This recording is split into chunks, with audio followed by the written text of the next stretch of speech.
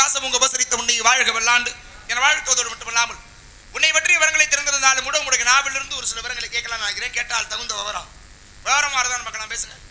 இனிது இனிது ஏகாந்தம் இனிது அதன் இனிது ஆதிய தொழுதல் அதனினும் இனிது அறிவினரே கனவிலும் நினைவிலும் காண்பது தானே அப்படின்னாங்க. அது மட்டுமா? வள்ளுவன் தன்னை உலகினிக்கே தந்த வான்பல் கொண்ட தமிழ்நாடு, நெஞ்சைகளும் சிலப்பதிகார மணி ஆரம்படைத்த தமிழ்நாடு, கல்வியில் சிறந்த தமிழ்நாடு, புகழ் கம்பன் பிறந்த தமிழ்நாடு, 10,000 கவிதைகளை முத்தாக அள்ளி கொடுத்த சத்தான கம்பனுக்கு ஈடு வித்தாக வில்லை என்று வாடு என்று கவி சக்கரவர்த்தி கம்பனின் தமிழ் எந்த அளவிற்கு இந்த உலகத்தில் நிலையானதோ அதே போல உங்களுடைய ஆசீர்வாதமும் எனக்கு நிலையானதாக இருக்கணும் அப்படின்னு நான் ஏன் நினைக்கிறேன் தெரியுமா? கலைவாணி நீ உலகில் இருப்பதும் கவி வல்லோரை நிலையாக புறப்பதும் அவர் நாவில் வாழ்வதும் நிச்சயம் என்றோ சிலைமானனார விருந்தாயிரம் புயம்கிடந்து சீவனுற்றான் தலையாவி கொடுத்திடும் செங்குந்தர் உயிர் வெற்றிட நீ தயை செய்வாயே என்று வெட்டிய தலைகளை ஒட்டப்பாடினானே ஒட்டக்கூத்தன். அந்த ஒட்டக்கூத்தனுக்கு அருளியதே உங்க அம்மா கலைவாணி.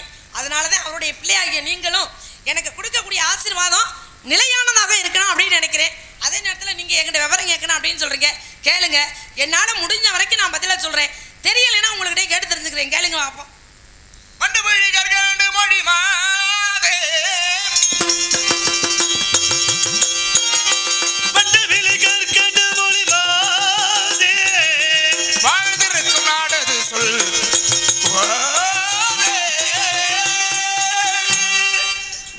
ஒரு பெண்ணோட விழி, மான் விழி, மீன் விழி, கையில் விழி அப்படின்னு கவிஞர்களை வர்ணிக்கிறது நான் பார்த்திருக்கேன், கேட்டிருக்கேன். ஆனா முதல் முறையாக ஒரு பெண்ணோட விழியை வண்டு விழி அப்படின்னு சொல்லியிருக்கீங்கன்னா இதுல ஏதோ ஒரு காரணம் இருக்கு. இருந்தாலும் கூட ஞான நிலை தான் உணர்ந்து சுவாமி, ஞான நிலை தான் உணர்ந்த சுவாமி, ஞான நிலை தான் உணர்ந்து சுவாமி,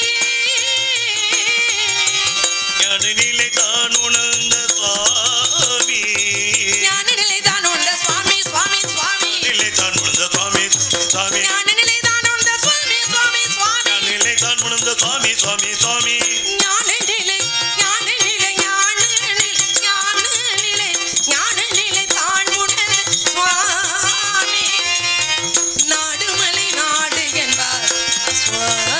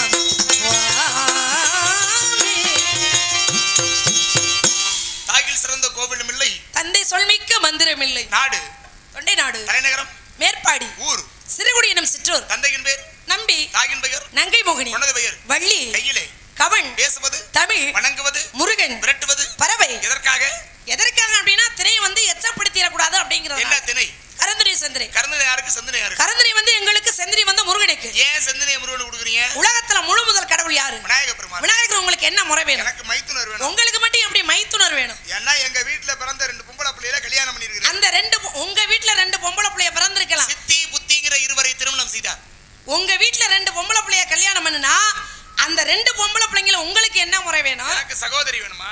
அப்ப சகோதரியை கல்யாணம் பண்ணி கொடுத்திருக்கீங்க. அதனால அவர் வந்து உங்களுக்கு மச்சினன். உலகத்துல எத்தனையோ மலர்கள் உண்டு, எத்தனையோ மாலைகள் உண்டு. ஏன் உங்க மச்சினனுக்கு அருகம்புல்லு சாதாரண மாடு மேய்கிற அருகம்புல்ல கொண்டு போய் எதுக்கு நீங்க மாலையா போடுறீங்க? ஏகத்தாலம் தானே? இல்ல நீங்க கேக்குறது ஏகத்தாலம் தானே? ஏமா வந்திருக்க வேலை என்ன? திணையை காக்குறது. திணை யாருக்கு? கடந்ததின எங்களுக்கு செந்தின முருகனுக்கு கேட்டதுனால நான் உங்களுடைய வேலை என்ன? டேய் இங்க எவ்வளவு பெரிய பிரச்சனை போயிட்டு இருக்கு, நீ வாட்டுக்கு இறங்கி போனீங்க என்ன அர்த்தம்? உங்களுடைய வேலை என்ன? செய்கின்ற வேலைக்குரிய பலன் என்னங்கிறதுக்கு தான் செந்தின ஏன் முருகன் கொடுக்குறீங்கட்டா திருப்பி என்கிட்ட விநாயகர் பெருமானுக்கு ஏன் அருகம்புல் மாலை வர்றோம்னா இது கேள்வி கேட்கிற மாதிரி. நடந்தது நடப்பது நடக்க போற அனைத்துமே உணர்ந்த தாங்கள் எல்லாமே தெரிஞ்சுக்கிட்டு நீங்க தெரிஞ்ச ஒரு விஷயத்தை நீங்க என்கிட்ட கேக்குறீங்கன்னா அப்ப எனக்கு தெரியுமா தெரியாதா அப்படி நீங்க சோதனை பண்றீங்களா? ஆமா இந்த வேலை பாக்குறீங்களா இதை ஏன் கொண்டே முருகனுக்கு கொடுக்குறீங்கிறதா என்னுடைய கேள்வி. இப்ப நான் கேட்டதுல உங்களுக்கு ஒரு கேள்வி கேட்டோம்னா திருப்பி உங்களுக்கு ஒரு கேள்வி கேட்கலாம், உங்க மண்டை அடிச்சு போயிருமா? ஏன் நீங்க வரிசையா கேட்டீங்கல்ல? ஆமா. ஊர் எது, பேரு எது, ஏமா இதெல்லாம் நகரம் எது, அப்பா யாரு அம்மா யாருன்னு ஏதோ சம்பந்தம் இல்லாத கேட்டேன் உங்கள்ட்ட. நானும் உங்களுடைய விவரம் என்னங்கறத நான் உங்ககிட்ட சம்பந்தம் இல்லாத கேட்கலையே. சரி நான் பதில் சொல்லிடுவேன். இத சொல்லிவிட்டு திருப்பி நான் இன்னொரு கேள்வி கேட்பேன். என்ன பண்ணுவேன்? அப்ப நான் இன்னொன்னு கேட்பேன். இந்த மாதிரி சவுடால் பேசக்கூடாது. நீங்க சவுடால் என்கிட்ட இந்த பேசாதீங்க. சட்டம் சவுடாலாம் வேற யார்கிட்ட வச்சுக்கணும். இந்த சட்டம் சவுடால் நீங்க எங்கயாவது கொண்டு வச்சுக்கங்க. என்னம்மா? என்ன? என்னன்னு கேக்குறேன். என்ன மண்டக்கணும்? இந்த திமிரெல்லாம் என்கிட்ட இந்த திமிரு நீங்க வேற எங்கயாவது வச்சுக்கங்க. ஏன் என்னம்மா பண்ணுவ நீ? நீங்க என்ன பண்ணுவீங்க? இல்ல நீங்க என்ன பண்ணுவீங்க? சரி வாமா. கேள்வி நான் இந்த சண்டை வேணான்னு நினைச்சிட்டு ரொம்ப கோவமா இருக்கேன். ஏன் உங்க கோவமா இருக்கிறது நியாயம் இருக்கு. ஆனா அது அந்த எதையுமே ஒரு வள்ளுவருடைய குரல் ஒண்ணு உண்டுமா? என்னன்னு? அவர் சொன்னார் இவர் சொன்னார் என்று சொல்லாமல் இவர் சொன்ன சொல்லாகினும் அச்சொல்லினுடைய உண்மை என்ன என்பதை அறிவதே மிகச்சிறந்த அறிவுங்கிறார். ஏன் இருக்கும்ன்ற எப்பொருள் யார் யார் வாய் கேட்பினும் அப்பொருள் மெய்ப்பொருள் காண்பது அறிவாம். அதுதான் அறிவில் சிறந்ததுங்கிறார். சரி. ஒருத்தர் வலுக்கட்டாயமா ஒரு விஷயத்தை சொல்ல வரும் பொழுது அதை கேட்க தயார் இல்லைன்னா அவருடைய மனநிலை எப்படி இருக்குங்கிறத முதல்ல புரிஞ்சுக்கணும். அதை புரிஞ்சுக்கணும் முதல்ல. அதனாலதான் பேசாம இருந்துட்டேன். யாரோ ஒருத்தர் ஏதோ ஒண்ணு சொல்லியிருந்தா பிரச்சனை இல்ல. இல்ல நீங்க தப்பா நம்ம யார வந்து வேணும்னு நினைக்கிறோமோ அவங்க சொன்னா தானே பிரச்சனை. ஏன்னா தீயினால் சுட்டவன் உள்ளாரும் மாறாதே, நாவினால் சுட்ட வடு அப்படின்னு இருக்காங்க. அதுதான் உங்களை வண்டியில ஏறணும்னே நான் அடிச்ச அடிய மாத்திரலாம். இருமா என்ன சொல்றேன்னு கேளுங்க. சொல்லு மாறாது. சரி இருக்கட்டும், கேட்டதுக்கு பதிலா சொல்லுங்க. அதுக்கு தான் சொல்றேன். அந்த விஷயத்தை சொல்றதுக்காக தான் ஏறுங்க ஏறணும்னு உங்கள்ட்ட ஒரு தகவல் சொல்லணும்னு. ஆனா எனக்கு உண்மையாவே தெரியாது, சத்தியமா தெரியாது. அப்படின்னா முதல்ல என்ன யோசிக்கணும்னா அந்த வார்த்தையை யாரு சொல்லிருப்பாங்கன்றத யோசிக்கணும். சரி அதை விட்டுருங்க, அதை பத்தி அப்புறம் பேசிக்குவோம். பிரச்சனை இல்ல. இப்ப எனக்கு பிரச்சனை என்னன்னா நான் கேள்வி கேட்கறேன்னா நான் கேட்பேன். எனக்கு பிரச்சனை நான் கேள்வி கேட்கறது அதுதான். எனக்கு பிரச்சனையே நீங்க தான். நான் தான் பிரச்சனை. ஆமா எனக்கு பிரச்சனை நீங்க தான். அம்மா இப்படி போய் பாத்துக்கிட்டு சும்மா உட்காந்துருக்கீங்க. பிரச்சனையே நான் தான். சரிங்க வாங்க. அருகம்புல் மாலையை ஏன் விநாயகர் பெருமாளுக்கு ஏன் போடுறீங்க? ஒரு முறை என்ன பண்றாரு, அனகாசுரன் என்ற ஒரு அசுரனுக்கும் விநாயகர் பெருமானுக்கு சண்டை. சண்டையில என்ன பண்றாருன்னா அனகாசுரனை தூக்கி விழுங்கிட்டாரு விநாயகர் பெருமான். தூக்கி விழுங்கின உடனே உடம்பெல்லாம் வெப்பம். ஏன்னா அனலா குதிக்கிறவன் தானே அவன். உடம்பெல்லாம் வெப்பம். இந்த வெப்பம் தாழ முடியல. என்ன பண்ணி பார்த்தாலும் உடம்புல இருக்க சூடு குறையிற மாதிரி இல்லை. அவ்வளவு வெப்பம். பார்த்தார்கள், அருகம்புல்லை மாலையாக்கி அந்த அருகம்புல் மாலையை அவர் மேலே போட்ட உடனே அருகம்புல்லுக்கு அப்பேற்பட்ட ஒரு தன்மை உண்டுங்க. அருகம்புல் சாதாரணமானது இல்லை, அவ்வளவு குளிர்ச்சி தன்மை உடையது. அதை கொடுத்த உடனே அதை மாலையாக்கி போட்ட உடனே அவருடைய எப்பம் நடிச்சான். அதனுடைய தொடக்கம் அன்று தொடங்கி இன்று நாள் முதல் வரை அருகம்புல்ல மாலையாக்கி விநாயகர் பெருமானுக்கு போறதுக்கு என்ன காரணம் அப்படின்னா அனகாசுரன் என்ற ஒரு அசுரனை தூக்கி விழுங்கியதனால் அவருடைய வெப்பம் தணிய வேண்டும் என்பதுதான் காரணம். அனல் என்றாலே நெருப்பு. நெருப்பு இல்லாமலே சில நேரத்துல வயிறு எரியும். உண்மைதான். நெருப்பு உள்ள போனா எரியுமா எரியாதா? அந்த வெப்பத்தை தணிப்பதற்காக அருகம்புல் மாலையை போடுறோம் அப்படின்னு சொல்றீங்க. நாங்களும் அப்படித்தாங்க. முருகப்பெருமான் எப்படி வந்தாரு? சிவபெருமானுடைய நெற்றிக்கண்ணில் இருந்து 6 தீ பொறிகளாத்தான் வெளியில வந்தாரு. அவர் வரும்போதே நெருப்பு. அப்ப இந்த நெருப்பு எப்பொழுதுமே வெப்பமா இருக்க கூடாது, சாந்தம் அடைய வேண்டும் அப்படிங்கிறதுனால இந்த செந்தனையை கூட நாங்க படைக்கிறோம். செந்தனைக்கு என்ன தன்மை உண்டு தெரியுமா? எப்படி அருகம்புல்லுக்கு வெப்பத்தை தணிக்கக்கூடிய தன்மை உண்டோ அதே போல இந்த செந்தனைக்கும் வெப்பத்தை தணிக்கக்கூடிய தன்மை உண்டு. அதனாலதான் அவருக்கு நாங்க செந்தனையை படைக்கிறோம். இதுல என்ன உங்களுக்கு வருத்தம்? நியாயம் தான். செந்தனையை கொண்டு போய் முருகப்பெருமானுக்கு படைக்கிறதுக்கு என்ன காரணம்னா அவருடைய மனதை குளிர செய்யணும், அவருடைய வெப்பத்தை தனிய செய்யணுங்கிறதுக்காக செந்தனையை படைக்கிறீங்க. ஆமா சரிதான். ஒவ்வொருவருக்கும் ஒவ்வொரு வேலை இருக்கு. ஆமா இந்த உலகில ஒவ்வொருத்தருக்கும் ஒவ்வொரு வேலை. சிவனுக்கு என்னமா வேலை? சிவனுக்கு என்ன வேலை? அழிக்கக்கூடிய வேலை. மகாவிஷ்ணுக்கு ருத்ரன் என்ற மர அவதாரத்துல தான் அழிக்கிறார். உண்மைதான். மகாவிஷ்ணுக்கு காக்கக்கூடிய வேலை. பிரம்மனுக்கு படைக்கக்கூடிய வேலை. சக்திக்கு சக்தியை கொடுக்கக்கூடிய வேலை. மகாலட்சுமிக்கு செல்வத்தை அள்ளி கொடுக்கக்கூடிய வேலை. கலைவாணிக்கு கல்வியை கொடுக்கக்கூடிய வேலை. வருணனுக்கு என்ன வேலை? மழை பெய்ய செய்வது அவருடைய வேலை. வாயு பகவானுக்கு காற்றை கொடுக்கக்கூடிய வேலை. யமனுக்கு என்ன வேலை? உயிரை பிடிக்கிற வேலை. யாருக்கு? யமனுக்கு உயிரை பிடிக்கிற வேலை. உயிரை பிடிக்கிற வேலை யமனுக்கு. ஆமா. எல்லார் உயிரையும் யார் எடுக்கிறா? யமன் தான் எடுக்கிறார். அந்த யமனோட உயிரை யார் எடுத்து? நீங்க தான் ஏன் உயிரை எடுத்துக்கிட்டு இருக்கீங்க? நீங்க அப்படிதான் சொல்றீங்க, அந்த ஆல்ரவுண்டுக்காரர் அப்படிதான் சொல்றாரு. உண்மையை சொன்னா தப்பு இல்லையே. என்ன தப்பு? என்ன உயிரை எடுத்துக்கிட்டு இருக்கேன் நானு? எல்லா ஒவ்வொருத்தருக்கும் ஒரு வேலை இருக்கு. எல்லா உயிர்களையும் பிடிக்கக்கூடியது யமனுடைய வேலை. யமனுடைய உயிரைய ஒருத்தர் பிடிச்சார். அப்படிலாம் நான் கேள்வி நீங்க இப்ப தெரிஞ்சு வச்சாவன் லட்சணா அப்படிலாம் நான் கேள்விப்பட்டா என்ன ஒண்ணு கூடாது. இருங்க நீங்க சத்தம் போடாதீங்க. நல்ல பேருக்கு சத்தம் போடுறீங்க. நல்ல பேர் பேர் வாங்குறது ரொம்ப சிரமம். ம். வந்து இந்த நாடக துறையில நல்ல பேர் வாங்குறங்கிறது அவ்வளவு சாதாரண விஷயம் இல்ல. ஆத்தாடி ஆத்தாடி. ரொம்ப அது ரொம்ப அவ்வளவு நல்ல, அதுக்கு ரொம்ப அதிகமா உழைக்கணும். பேர் வாங்குறதுக்கு எந்த அளவுக்கு உழைக்கிறோமோ அதை விட பேர் வாங்குறதுக்கு ரொம்ப அதிகமா உழைக்கணும். ஜெயிக்கணும்னா குதிரை மாதிரி ஓடணும். ஜெயிச்சதுக்கு அப்புறம் எப்படி ஓடணும்? குதிரையை விட வேகமா ஓடணும். ஏன்னா நமக்கு பின்னாடி பல குதிரை உடியாந்துக்கிட்டு இருக்கும். ஒருவே அந்த குதிரையெல்லாம் முந்த ஓடலன்னா நம்ம அதை விட வேகமா ஓடணும். அப்படி நல்ல பேர் வாங்கி வச்சிருக்கீங்க. ஒரு குதிரையினுடைய ஓட்டம் இவ்வளவுதானே இறைவன் ஒரு கணக்கு போட்டு வச்சிருப்பாரு. அது உண்மைதான். எப்படிதான் முந்த நினைச்சாலும் இதுதான் கணக்கு அப்படின்னா அதுவும் முடியாதுல்ல. இல்லம்மா, தெய்வத்தால் ஆகாது என்று முயற்சிதும் மெய்வருத்த குளிதும். அதுக்கு தெய்வத்தோட அருள் வேணும். முயற்சி பண்றதுக்கும் தெய்வத்தாலே அருள் வேணும். தெய்வத்தாலேயே ஆகாதனாலையும் ஆகலனாலும் முயற்சினால ஆகுமா? எறும்பு ஊற கல்லும் தெய்யும். முயற்சி தான் வாழ்க்கையில ரொம்ப முக்கியம். முயற்சி பண்றேன்னு பயிற்சி பண்ணாம இருந்தா பிரச்சனையாகி போயிடும். முயற்சிக்குரிய பயிற்சி முயலும் இல்லம் ஆமையும் இல்லம். இயலாமை ஒருபோதும் இல்லாது. எனக்கும் தெரியும் அது. அதெல்லாம் சரிதான். கேட்ட கேள்வி பதில் சொல்ல வக்கில்ல வாய் இவ்வளவு பேசக்கூடாது. என்ன வக்கில்ல? அப்படிலாம் கேள்விப்பட்டது இல்லைன்னா இதெல்லாம் துப்புதானே. பிடிக்கக்கூடிய யமனுடைய உயிரை ஒருத்தர் பிடிச்சாருன்னா அப்ப இன்னைக்கு இறப்பு பிறப்புங்கிறது இயங்குமா? யமதர்மன் உயிரோட இல்லைனா பதில் தெரியாம இவ்வளவு சட்டம் எவ்வளவு பேசக்கூடாது. இருங்க, சித்தம் போக்கு சிவன் போக்கு. சத்தம் போட்டு பேசினா நமக்கு செல்வாக்குன்னு நினைக்காதீங்க. அந்தம் இல்லாதவன் அவைக்கு வரக்கூடாது, சந்தம் இல்லாதவன் சபைக்கு வரக்கூடாதுறானா. உங்களுக்கு அந்தத்திலையும் குறைச்சல் இல்ல, சந்தத்திலையும் குறைச்சல் இல்ல. குறைச்சலா இருக்குன்னு நானும் ஒண்ணும் சொல்லல. அப்படி நீங்க சொல்லவும் முடியாது. கேட்டகளி பதில் சொல்லுங்க. என்ன இங்க இருக்க தெக்க அடிக்கிற காத்து திரும்ப அடிக்கும். அது அடிச்சா பிரச்சனை இல்ல. நாளைக்கு வரும் ஞாயிறு இருந்தீங்க. செவ்வாய் வந்தாலும் பிரச்சனை இல்ல, நான் பாத்துக்கிறேங்கிறேன். சனி வந்துட கூடாது. அது வராம இருக்கிறதுக்கு நான் என்ன பண்ணணுமோ செவ்வாய் வரலாம், புதன் வரலாம். இடையில திடீர்னு சனி வந்துட்டா பிரச்சனை ஆகி போயிடும். பதில் என்ன பதில்? என்ன கேட்டேன்? நீங்க எனக்கு பிரச்சனைக்குனே வர்றீங்களா? நான் பிரச்சனை சண்டைக்குனே நீங்க வர்றீங்களா? இதெல்லாம் சண்டக்கற வரியே பிரச்சனை நான் பண்ணல. அங்க இருந்து கிளம்புனதுல இருந்து சரியில்லை நீங்க. யாருக்கு? நான் சரியில்லை. பழி வாங்கணுங்கிற எண்ணமா என்ன? நான் சரியில்லாம இல்ல. பழி வாங்கணுங்கிற எண்ணமான்னு கேக்குறேன். உங்க மனசு தான் இப்ப சரியில்லை. இல்ல இல்ல, அதனால சுத்தமுள்ள மனசு தாங்க குருகுருன்னு சொல்லுங்க. இல்லையேங்க. அத மனசுல வச்சுக்கிட்டு என்ன கேள்வி கேக்குறீங்களா? இல்ல என்ன இந்த பக்கம் வராதியா? நான் அங்க வந்தனா தெரியும். கேட்ட கேள்விக்கு பதில் சொல்லாம எதுக்குமா இவ்வளவு வீம்பு பேசிக்கிட்டு இருக்க? தெரிஞ்சா சொல்லு, தெரியலனா சாமி நான் உங்கள பேசுறது தப்புனா மன்னிச்சுக்கங்க. நான் ஏதோ சின்ன பிள்ளை தெரியாம பேசினேன் அப்படி மன்னிப்பு கேட்டேனா விட்டோமா? எதுக்கு? என்ன உங்களோட சொத்தையை அறுத்து விட்டேன் நானு தெரியாம மன்னிப்பு கேக்குறதுக்கு? பதில் சொல்லுங்க. யோ சொல்ல அப்படி அரமண்டா சொல்லுங்க பதில். சரி, நான் பதில சொல்றேன். நான் பதில சொன்னா அடுத்து நான் கேக்குறதுக்கு ஒரு பதில் சொல்லணும் இல்லைன்னா சரியா? நான் தான் கேள்வி வைப்பேன். எதுக்கு? நான் சட்டமா? நான் தான் கேட்பேனா? நான் சட்டமான்னு கேக்குறேன். உங்க சட்டத்தை உங்க இடத்துல வச்சுக்கணும். இங்க போனாலும் வைக்கிறதா சட்டம். இங்க பாருங்க, இப்படிதான் சொல்லக்கூடாது. எங்க போனாலும் உங்க சட்டம்னா என்ன? நீங்க என்ன தீவிரவாதியா? நீங்க தீவிரவாதி தான் சட்டம் போடுறது இல்லம்மா. அத்துமீறதுக்கு நான் வந்து கொஞ்சம் ஒரு வேலையை தீவிரமா செய்யற எல்லாருமே தீவிரவாதி தான். ஆமா ஆமா, எல்லாருமே தீவிரவாதி தான். தீவிரமா செய்யக்கூடியவர்கள் அனைவருமே. யாரு?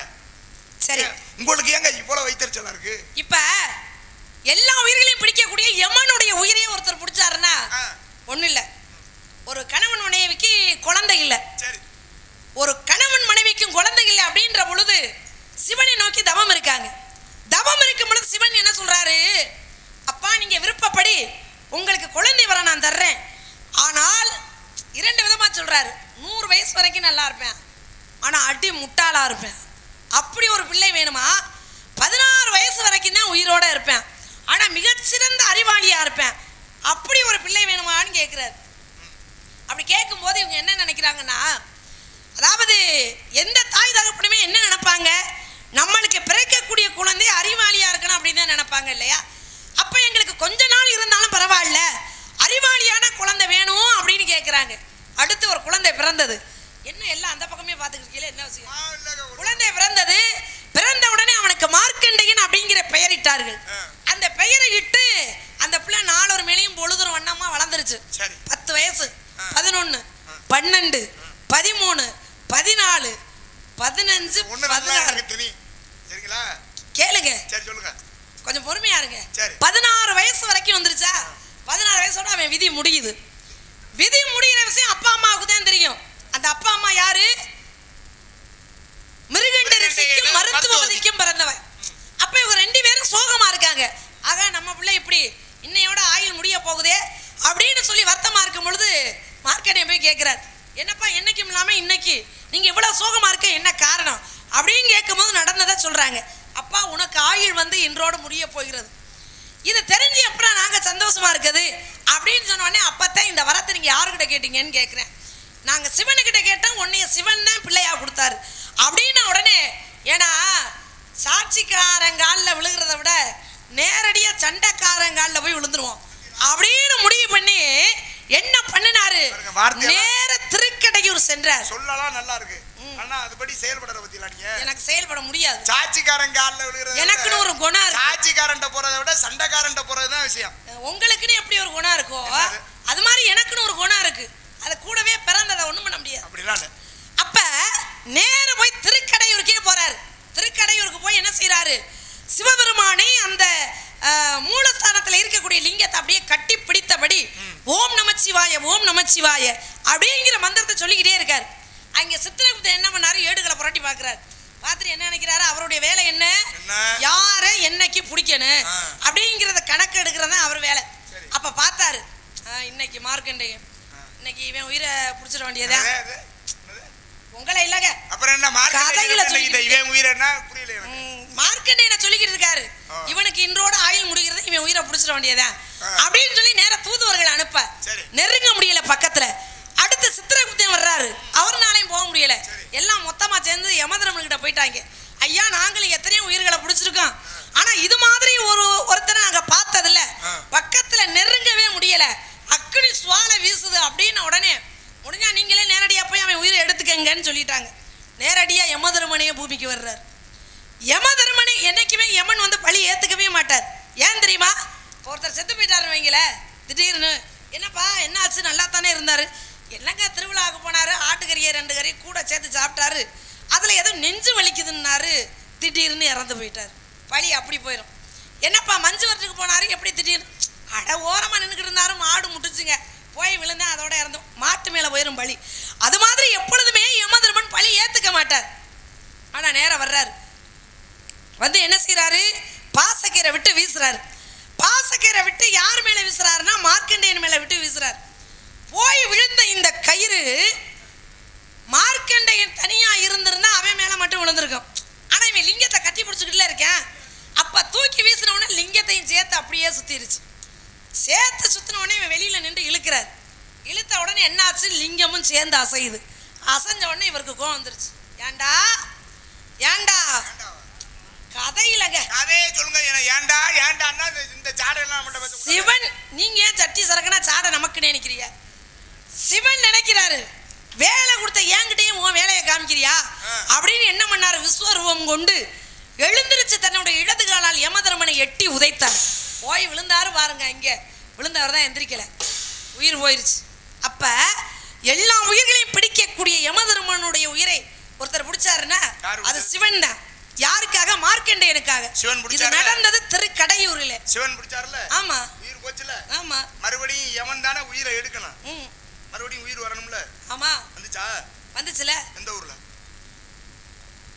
அதாவது திருப்பதஞ்சலி அப்படிங்கிற ஒரு ஸ்தலத்துல, அந்த ஊர்ல போய் பாத்தீங்கன்னா திருக்கடையூர்ல உயிர் போச்சு, திருப்பதஞ்சலியில மீண்டும் உயிர் வந்தது. மீண்டும் இந்த பதவியை எங்க அவர் வாங்கிட்டாரு தெரியுமா, இங்க திருப்பட்டூர், திருச்சிக்கு பக்கத்துல இருக்கு. திருச்சி பக்கத்துல இருக்கக்கூடிய திருப்பட்டூர்ல நான் கேக்குறேன், தலையிடத்தை மாற்றக்கூடிய ஆலயம். சரி இருக்கட்டும், எதுக்காக வந்தீங்க காவலுக்கு? இப்ப நான் கேக்குறேன், காவலுக்கு வந்த உங்களுக்கு என்னங்க மணி 4 ஆகி போச்சுல, இப்ப நீங்க கேட்டா அப்ப நான் கேட்க வேணாமா, நீங்க கேட்கலாமா என்கிட்ட? நேரம் ஆகி போச்சுங்க.